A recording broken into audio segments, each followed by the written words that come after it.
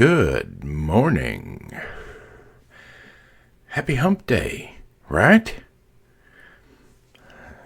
This week has been fun times. Valentine's Day week, right?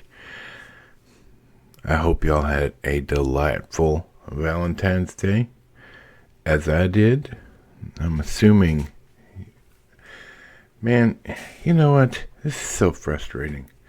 My headphones broke, so I had to order a new pair. So I ordered a new pair. They got delayed for like a week. When they finally got here, box was all jacked up. And look at this garbage. This is name brand headphones. Why would I want a cord on each side? No. Every time I've bought headphones, they've had the cord coming from just one side. So, it's much easier to work with. I have a beard. I don't know if you noticed. And so this cord's all like, I want to be part of your beard. Anyway, rant over. Other than that, great headphones. I really like the sound quality. Yeah. So anyway, had a great Valentine's Day. I hope y'all did too, as I've already said. Hope you did something fun. If you're single, I hope you did something special for yourself. You know, went to dinner, maybe ordered something special for lunch or whatnot. You know, I get it. Not everybody is in loving, caring relationships, but you got to make the best of the day. And Monday was great. Had a good time. Went out to lunch with my beautiful wife. Ate too much food and felt terrible the rest of the day. Both of us. Thanks, Beard Meats Food. Your favorite Five Guys just decimated us. It was too much food. We don't normally eat that much.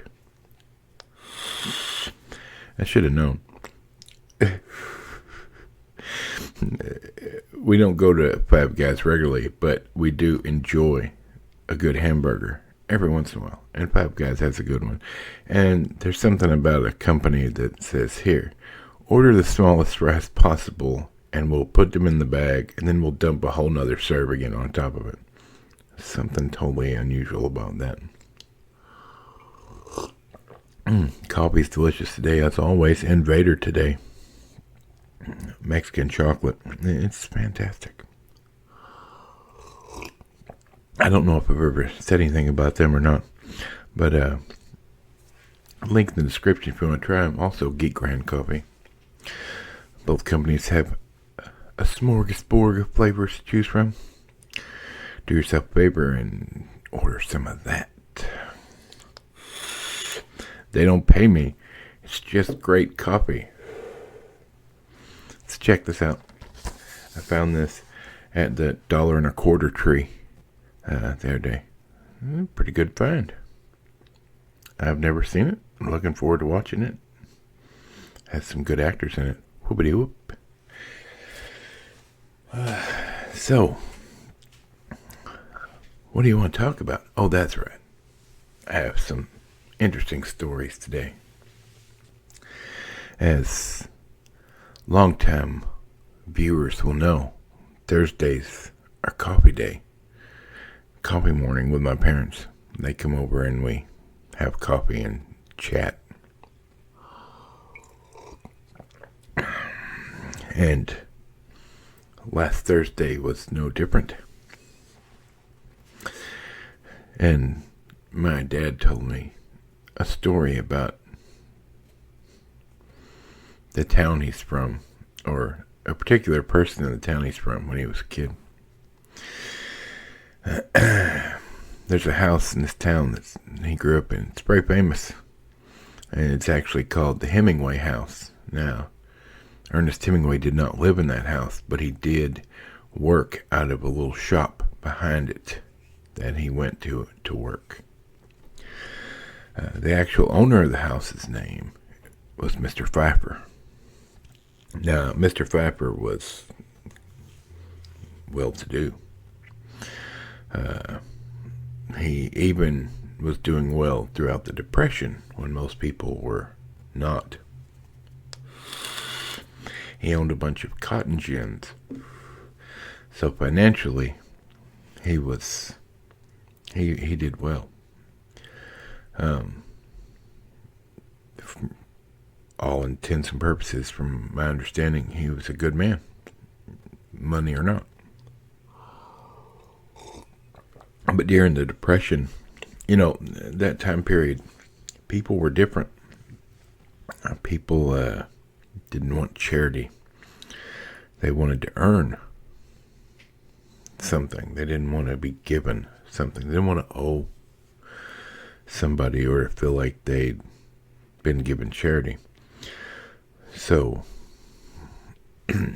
somebody came to Mr. Pfeiffer and during the Depression and said, "Mr. Pfeiffer, do you have any work I could do? I'm out of work and not doing well, and I need a little money. Is there anything I could do?"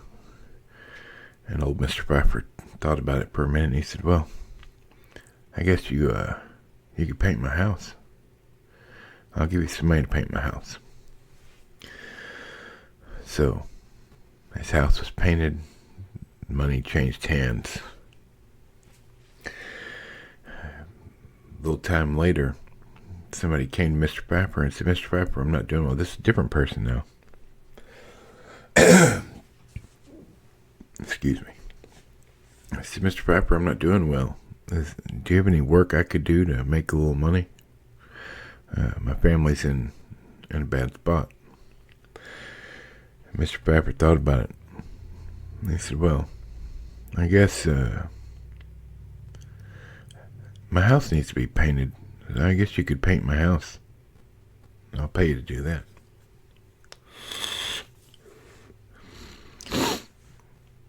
House was painted. Money changed hands. A while later, somebody came to Mr. Pfeiffer and said, "Mr. Pfeiffer, my family's in a bad spot. Do you have some work I could do? I need some money. Anything. I'll do anything." And old Mr. Pfeiffer thought about it and said, "Well, to tell you the truth, my house needs to be painted. If you'd like to paint my house, I'll pay you to do that."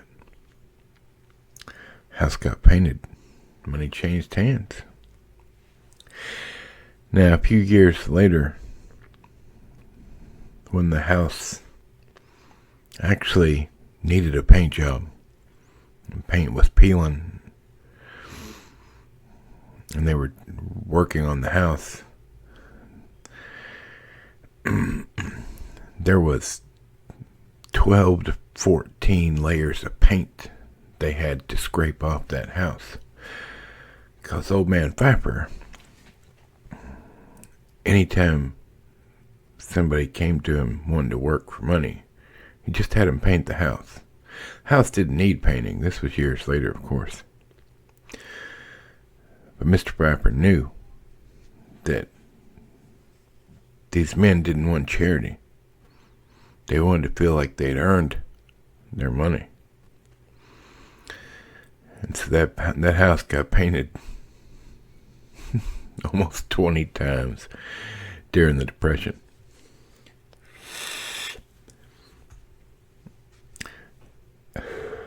On an unrelated note, Mr. Pfeiffer was the only person with an in-ground swimming pool at his house for a long, long time.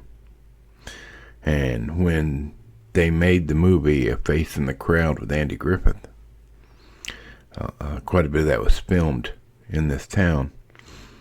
And they had a scene involving a public swimming pool, and there wasn't one. But Mr. Pfeiffer had a swimming pool in ground. So the movie crew asked Mr. Pfeiffer, "Can we use your swimming pool and shoot a scene there with a bunch of the kids from town?" "Well, sure." So in the movie, A Face in the Crowd, there's a swimming pool scene with a bunch of town kids at the public swimming pool. That's old Mr. Piper's swimming pool. So there's that. So I hope you like that story. These days, it's hard for me to understand when people want handouts, not hand-ups. I'll tell you one more story. And then I got stuff to do today. A few years ago, I was at a funeral of a family friend. It was a sad affair, obviously, as all funerals are. There were a couple hundred people at this funeral. If you've never been to a funeral, a bigger funeral goes something like this. There's a delightful service, and then after the service, everybody goes up and walks past the body and pays their respects one at a time. And then it's off to the gravesite for the burial. Well, this was a beautiful service. It really was. This person was, and I'm not going to give any details, this person was very loved by the community. Wonderful person. So there were at least a couple hundred people here. Big service. Wonderful service. But because there were so many people, once the service was over and it was time to make the line and everybody to go up and pay their respects at the front of the funeral home at the body, this took a little time. And I was at the back of the funeral home. So I was going to be a while before I got up to pay my respects. After about 15 minutes standing in line, I knew quite a few people there. Like I said, family, friend, and most of us all went to church together, to be honest. But I was chatting with the guy in front of me while we were waiting for the line to move. And I kind of giggled just a little bit, for lack of a better term, like chuckled, I guess, you know. And he said, "What's so funny?" I said, "It's not really funny, but I just got a thought." He said, what was your thought? And I said, "This is like a buffet with a really crappy dessert line." So there you have it. A couple of stories to make your day better. I hope you enjoyed them. For Michael the microphone, squeaky chair, and this big, fat, silly nerd. We'll see you later this week.